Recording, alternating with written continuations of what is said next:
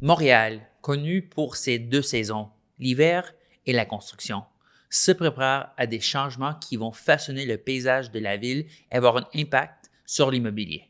Aujourd'hui, je veux parler de 4 grands projets qui ne modifient non seulement le paysage, mais influencent également le marché immobilier autour d'eux. Chaque développement a un impact et certains prendront plus de temps que d'autres. Mais au bout du compte, une ville qui se développe est une signe de croissance et d'économie saine. En passant, je m'appelle LJ Aguinaga et je travaille pour LJ Immobilier ici à Montréal. Si vous envisagez d'acheter, de vendre, d'investir ou de vous installer à Montréal, ou si vous avez d'autres questions sur notre incroyable marché, n'hésitez pas à me contacter. Toutes mes informations se trouvent dans la description ci-dessus. Maintenant, entrons dans le vif du sujet et parlons de certains des projets qui vous dérangeront et qui auront un impact sur Montréal cette année.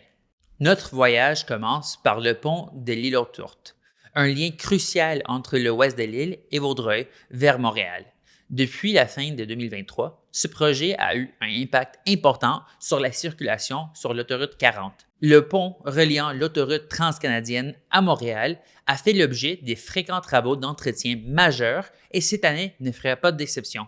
Des inspections régulières et des importants travaux de renforcement sont effectués tout au long de l'année 2024 afin que le pont reste conforme aux normes pendant la reconstruction complète du côté nord. Ce projet de 2,3 milliards de dollars vise une ouverture partielle en 2026 ainsi qu'un accès à toutes les voies en 2028. Bien qu'il cause des dérangements, le nouveau pont représente une amélioration importante de l'infrastructure qui influencera le développement immobilier dans les secteurs de l'ouest de l'île et de Vaudreuil. Un pont rénové donnera la tranquillité d'esprit aux résidents de la région de Vaudreuil-Soulanges. Le nouveau pont inspirera confiance aux constructeurs et aux résidents pour qu'ils continuent à investir dans la région.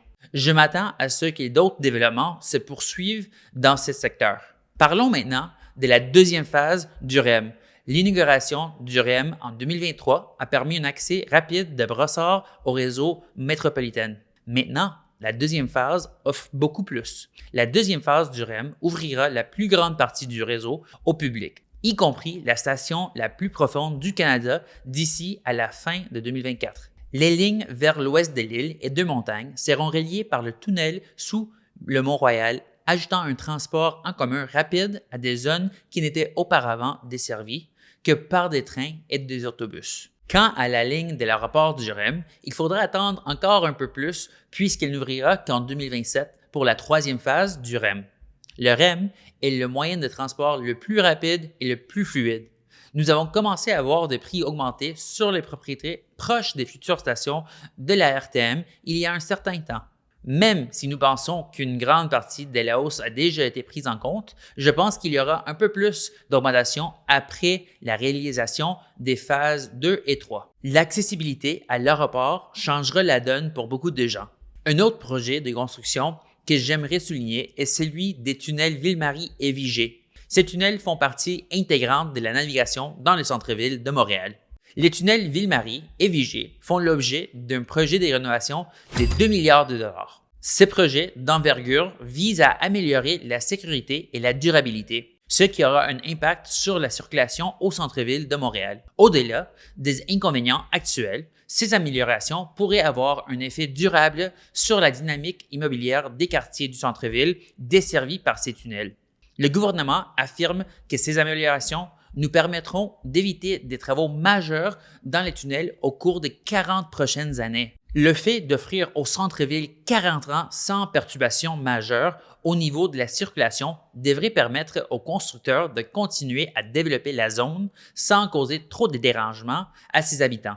J'ai vraiment hâte d'y être, car en tant que personne qui emprunte souvent ces tunnels, le fait que nous ayons eu des voies réduites ou des fermetures totales a certainement mis un frein à la plupart des gens qui se rendraient au centre-ville ou qui revenaient. Mais j'ai hâte que tout cela soit derrière nous et que nous puissions utiliser ces tunnels librement à l'avenir. Enfin, nous avons Royalmount.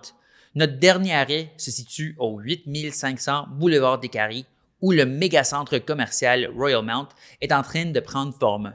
Prévu pour être finalisé à l'automne 2024, ce centre commercial est bien plus qu'une simple destination de magasinage.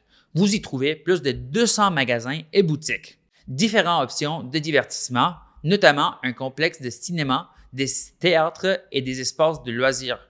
Vous trouvez également différentes expériences de restauration, y compris une gamme variée de restaurants et des cuisines. Et enfin, vous trouverez des espaces résidentiels intégrés au complexe. Situé à l'intersection de l'autoroute 15 et de l'autoroute 40, Royalmount bénéficie d'un emplacement stratégique pour l'accessibilité. Le projet comprend une passerelle reliée directement à la station de métro de la Savane, ce qui permet aux visiteurs et aux résidents d'utiliser les transports en commun sans problème. On s'attend à ce que ce projet génère beaucoup de trafic dans une zone déjà embouteillée de Montréal.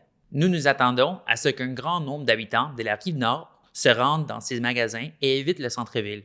Le projet a connu plusieurs phases, dont certains résidentiels, et l'embourgeoisement de la zone contribueront à atténuer certaines de nos crises du logement. Ce ne sont que là que 4 des nombreux projets en cours dans notre ville bien-aimée.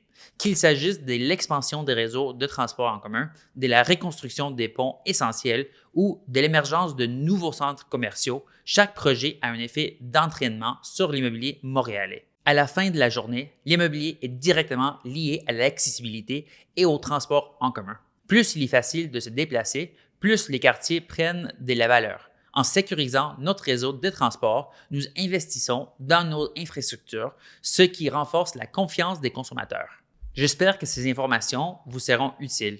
Si vous avez apprécié ce contenu, appuyez sur la mention « J'aime » et n'oubliez pas de vous abonner. N'hésitez pas à laisser des questions ou des commentaires ci-dessous. Merci d'avoir regardé et nous vous donnons rendez-vous dans la prochaine vidéo.